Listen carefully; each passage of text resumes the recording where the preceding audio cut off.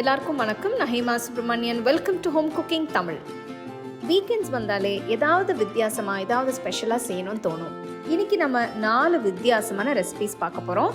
So உங்களுக்கு பிடிச்சதை நீங்கள் வீட்டில் ட்ரை பண்ணிவிட்டு சந்தோஷமாக என்ஜாய் பண்ணுங்கள்.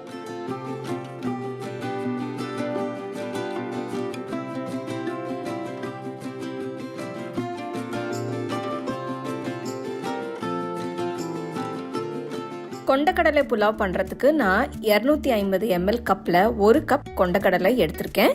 தேவையான அளவு தண்ணியை ஊற்றி ஒரு 8 மணி நேரம் ஊற விடுங்க. வேணும்னா நீங்கள் ஓவர் நைட் கூட ஊற வச்சுக்கலாம்.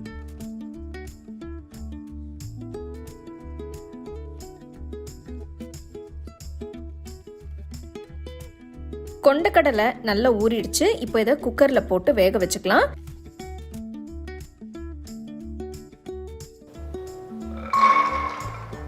இதில் 1/2 டீஸ்பூன் மஞ்சள் தூள், 1 டீஸ்பூன் உப்பு, 3-4 கிராம்பு, ஒரு சின்ன பிரியாணி இலை, கொண்டக்கடலை முழுகிற அளவுக்கு தண்ணியை ஊற்றி லைட்டாக மிக்ஸ் பண்ணுங்க. குக்கரை மூடி வச்சு ஒரு 4 விசில்ஸ் வர வரைக்கும் அடுப்பை மீடியம் ஃப்ளேமில் வச்சு வேக விடுங்க.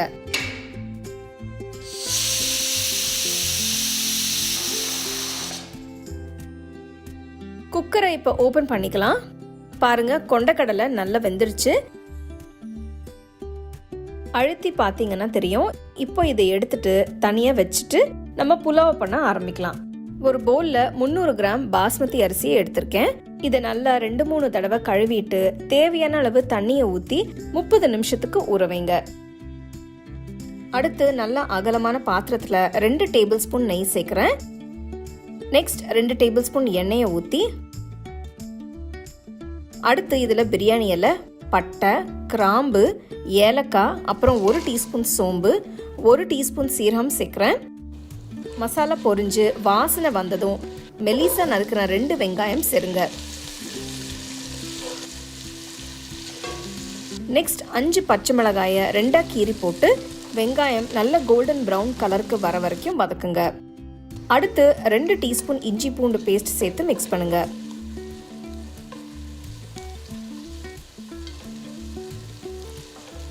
நல்ல பழுத்த தக்காளியா 4 தக்காளி பழமை எடுத்து நல்லா நறுக்கி ஆட் பண்ணிக்கோங்க.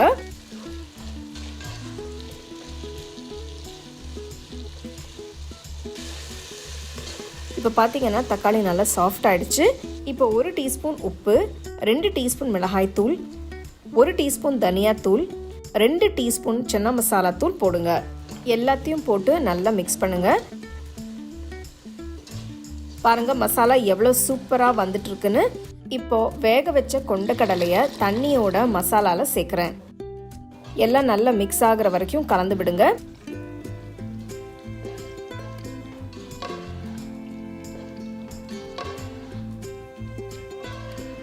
அடுத்து 1 கையளவு புதினா போடுங்க. நெக்ஸ்ட் 1 கையளவு ஃப்ரெஷ்ஷான கொத்தமல்லி சேர்க்குறேன்.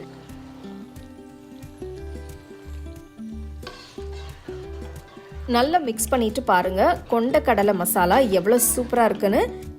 இப்போ ஊற வச்ச பாஸ்மதி அரிசியை சேர்த்து உடஞ்சிடாம மெதுவாக மிக்ஸ் பண்ணுங்க.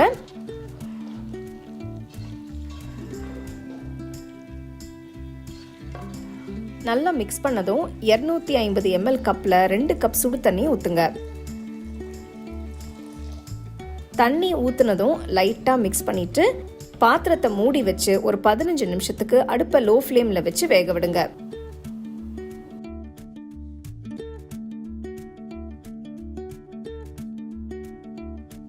பதினஞ்சு நிமிஷத்துக்கு அப்புறம் பார்த்தீங்கன்னா ரொம்பவே அருமையாக ரைஸ் வெந்து பார்க்கவே அட்டகாசமாக இருக்கு. நான் இன்னைக்கு கொண்டக்கடலை புலாவை ரைத்தா அப்புறம் அப்பளமோட சர்வ் பண்ண போகிறேன். பார்த்தீங்கன்னா இது ரொம்ப ஈஸியாக நீங்கள் செஞ்சிடலாம். எல்லா ஸ்டெப்ஸுமே நல்லா கரெக்டாக ஃபாலோ பண்ணால் உங்களுக்கு அருமையாக வரும். கண்டிப்பாக ட்ரை பண்ணி எப்படி இருந்ததுன்னு எனக்கு சொல்லுங்கள்.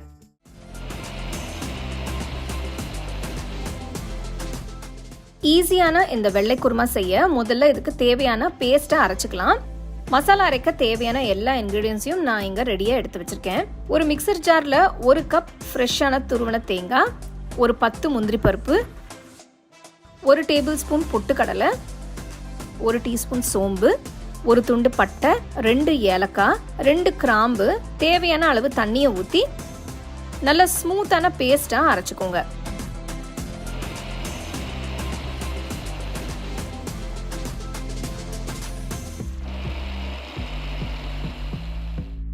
ஸோ இந்த மசாலா பேஸ்ட்டை இப்போ ஒரு பவுலுக்கு மாற்றி வச்சிடலாம்.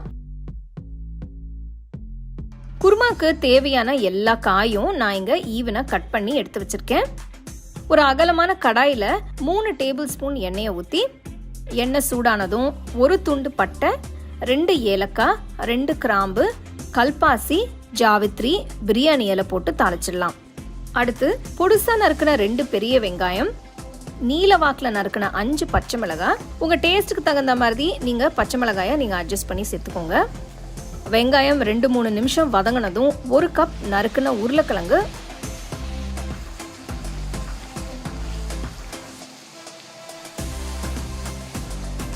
1 கப் நறுக்கின கேரட், 1 கப் நறுக்கின பீன்ஸ், 1 கப் ஃப்ரெஷ்ஷான பச்சை பட்டாணி சேர்த்து நல்லா வதக்குங்க.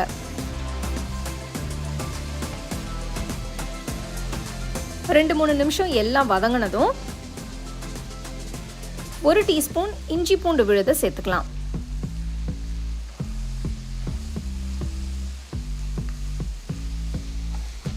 ஒரு டீஸ்பூன் உப்பு சேர்த்து நல்லா மிக்ஸ் பண்ணி 2 கப் தண்ணி ஊற்றி வேக விடுங்க.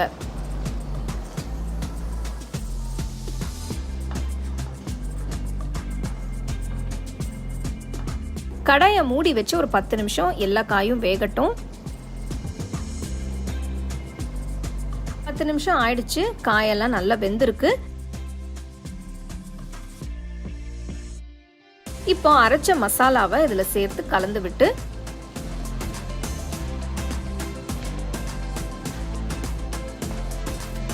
இன்னும் கொஞ்சம் தண்ணி ஊற்றி கொதிக்க விடுங்க. இந்த ஸ்டேஜ்ல நீங்க உப்பு பார்த்து தேவைப்பட்டுச்சுன்னா இன்னும் கொஞ்சம் உப்பு சேர்த்துக்கலாம். ஸ்டோவை சிம்லியே வச்சு ஒரு 10 நிமிஷம் மூடி வச்சு குக் பண்ணலாம். பாருங்க, கரெக்டான கன்சிஸ்டன்சியில் குருமா எப்படி ரெடியாக இருக்குன்னு.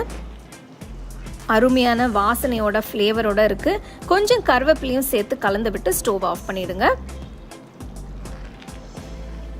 அட்டகாசமான இந்த வெள்ளை குருமா நீங்கள் சப்பாத்தி, பூரி, இட்லி, தோசை, இடியாப்பம் எல்லாத்துக்கும் ரொம்ப நல்லாயிருக்கும். கண்டிப்பாக ட்ரை பண்ணி பாருங்கள். பார்த்தீங்க இல்லையா எவ்வளோ ஈஸி இந்த ரெசிபின்னு. ஸோ நம்ம யூஸ்வலாக கிடைக்கிற காய்கறி வச்சு இது செய்யலாம், ரொம்ப டேஸ்ட்டாக இருக்கும். ஸோ எப்பயாச்சும் வித்தியாசமாக ஒரு டேஸ்டியான ஹோட்டல் ஸ்டைல் குருமா செய்யணும்னா கண்டிப்பாக இந்த ரெசிபி நீங்கள் ட்ரை பண்ணி பாருங்கள். எல்லாருமே ரொம்ப விரும்பி சாப்பிடுவாங்க. கண்டிப்பாக ட்ரை பண்ணி எப்படி இருந்தது எனக்கு கமெண்ட் செக்ஷனில் சொல்லுங்கள்.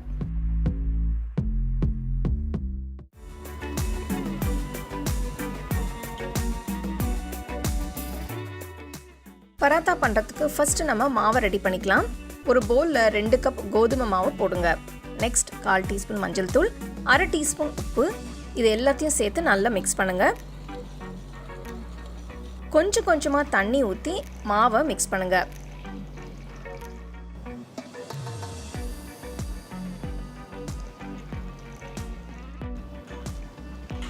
பாருங்கள், இதுதான் கரெக்டான கன்சிஸ்டன்சி.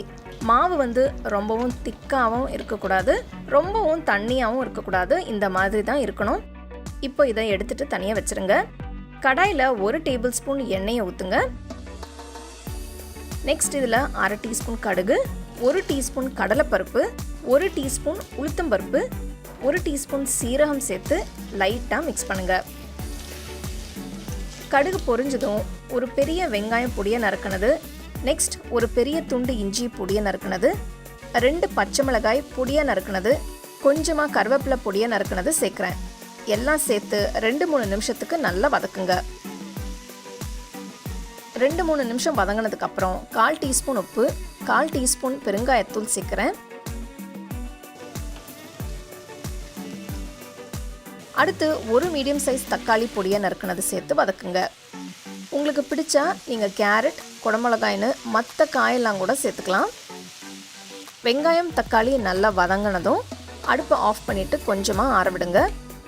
லைட்டாக ஆறினதும் மாவில் சேர்த்து நல்லா மிக்ஸ் பண்ணுங்கள்.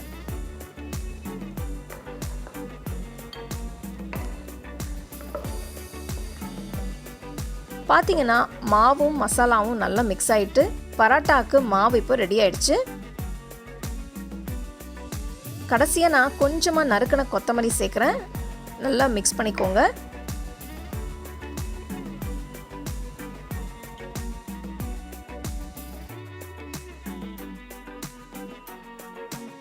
இப்போ நம்ம பராட்டாவை பண்ண ஆரம்பிக்கலாம். அதுக்கு ஒரு தவாவை சூடு பண்ணிவிட்டு 1 இல்லைன்னா 2 கரண்டி மாவு எடுத்து ஊற்றி மெதுவாக தேய்க்க ஆரம்பிங்க. இதை பண்ணும்போது அடுப்பை லோ ஃப்ளேம்லேயே வச்சு பண்ணுங்க. பராத்தா வெந்துட்டுருக்கிற டைமில் சுற்றி நெய் ஊற்றுறேன். கொஞ்சமாக நடுவுலையும் ஊற்றுங்க. ஒரு பராட்டா கம்ப்ளீட்டாக வேகிறதுக்கு ரஃப்பாக ஒரு 10 நிமிஷம் ஆகும். ஒரு பக்கம் வெந்ததும் அடுத்த பக்கம் திருப்பி போடுங்க. எல்லா பக்கமும் மெதுவாக ப்ரெஸ் பண்ணி அடுப்பை இப்போ மீடியம் ஃப்ளேம்லேயே வச்சு வேக விடுங்க. பராட்டா ஒரு நல்ல ப்ரௌன் கலருக்கு வர வரைக்கும் பராத்தாவை இந்த மாதிரி திருப்பி போடுங்க. பராத்தா ஃபுல்லாக வெந்து இந்த மாதிரி ப்ரௌன் கலர் டாட்ஸ் வந்ததும் கல்லுலேருந்து எடுத்துட்டு நல்ல சூடாக சர்வ் பண்ணுங்க. மீதி இருக்கிற மாவை ஒரு நாள் வரைக்கும் நீங்கள் ஃப்ரிட்ஜில் வச்சு கூட நீங்கள் யூஸ் பண்ணிக்கலாம். இது கூட நீங்கள் உருளைக்கிழங்கு இல்லைன்னா கார சட்னி எது வேணால் வச்சு நீங்கள் சர்வ் பண்ணலாம். உங்களுக்கு பிடிச்ச கிரேவி வச்சு நீங்கள் சாப்பிட்லாம். சடனாக யாராவது கெஸ்ட்ஸ் வராங்கன்னா இல்லைனா சிம்பிளாக குயிக்காக ஏதாவது டிஃபன் செய்யணுன்னா இந்த மாதிரி நீங்கள் டிஷ்ஷை ட்ரை பண்ணி பாருங்கள். ரொம்ப ஈஸியாக நிமிஷத்தில் செய்யக்கூடிய இந்த லிக்விட் பராட்டா ரொம்ப டேஸ்டியாக இருக்கும். ஸோ கண்டிப்பாக அதை நீங்கள் ட்ரை பண்ணி உங்கள் ஃபேமிலி ஃப்ரெண்ட்ஸோட ஷேர் பண்ணுங்கள்.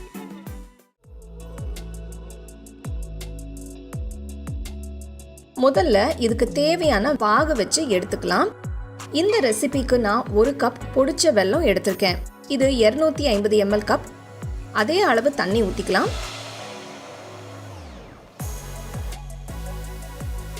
வெல்லம் நல்லா கரைஞ்சி வரட்டும்.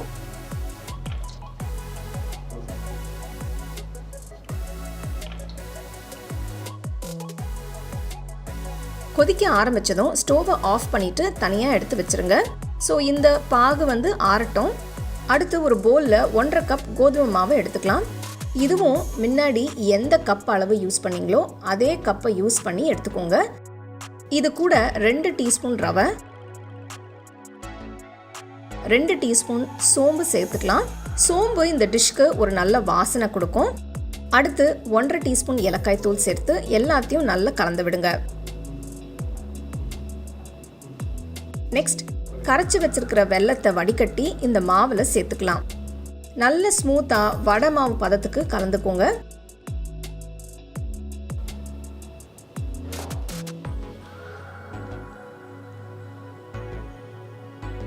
ஒரு தடவை கையால் நல்லா கலந்து விடுங்க.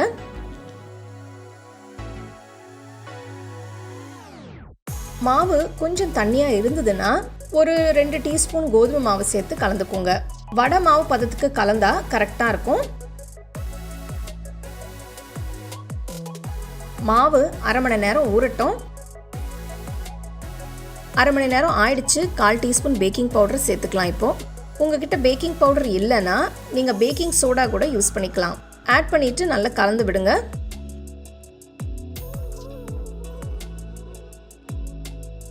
ஒரு கடாயை ஸ்டோவில் வச்சு தேவையான அளவு எண்ணெயை ஊற்றி எண்ணெய் சூடானதும் ஸ்டோவை மீடியம் ஃப்ளேம்லேயே வச்சு மாவை கொஞ்சம் கொஞ்சமாக எடுத்து எண்ணெயில் சேருங்க. அப்பப்போ திருப்பி விடுங்க. அப்போ தான் ஈவனாக ஃப்ரை ஆகும். நல்ல பொன்னிறமாக வேகட்டும். லோ ஃப்ளேம்லேயே வச்சு செய்யுங்க. அப்போ தான் உள்ளேயும் வெளியிலையும் நல்லா குக் ஆகும். நம்ம ஸ்டோவில் ஃப்ளேம் அதிகமாக வச்சோம்னா வெளியில் சீக்கிரமாக கலர் மாறிடும். உள்ள மாவு அப்படியே இருக்கும். ஸோ அதனால் ஒரு மீடியம் லோ ஃப்ளேம்லேயே வச்சு நீங்கள் இதை டீப் ஃப்ரை பண்ணிக்கோங்க. பாருங்கள், அருமையாக ஃப்ரையாக இருக்குது. இப்போ இதை எண்ணெயிலேருந்து வடித்து எடுத்துருங்க. நல்ல க்யூட்டாக குட்டி குட்டியாக அந்த குல்குலே எப்படி செய்கிறதுன்னு பார்த்தீங்க. ஸோ இந்த ஸ்வீட் ரொம்ப ஈஸி செய்கிறது. நீங்கள் செஞ்சு ஒரு ஏர்டைட் பாக்ஸில் போட்டு வச்சிங்கன்னா பசங்கள்லாம் பசிக்குது இல்லைனா ஏதாவது ஸ்நாக்ஸ் சாப்பிட்ணுன்னு கேட்டாங்கன்னா நீங்கள் எடுத்து கொடுத்துடலாம். ஸோ கண்டிப்பாக ட்ரை பண்ணி உங்கள் ஃபேமிலி ஃப்ரெண்ட்ஸோடு ஷேர் பண்ணுங்கள். நம்ம ஹோம் குக்கிங் தமிழ் சேனலில் நிறைய இன்ட்ரெஸ்டிங்கான வித்தியாசமான ரெசிபீஸ் நிறைய இருக்குது. கண்டிப்பாக எல்லாமே நீங்கள் ட்ரை பண்ணி உங்கள் ஃபேமிலி ஃப்ரெண்ட்ஸோடு ஷேர் பண்ணுங்கள்.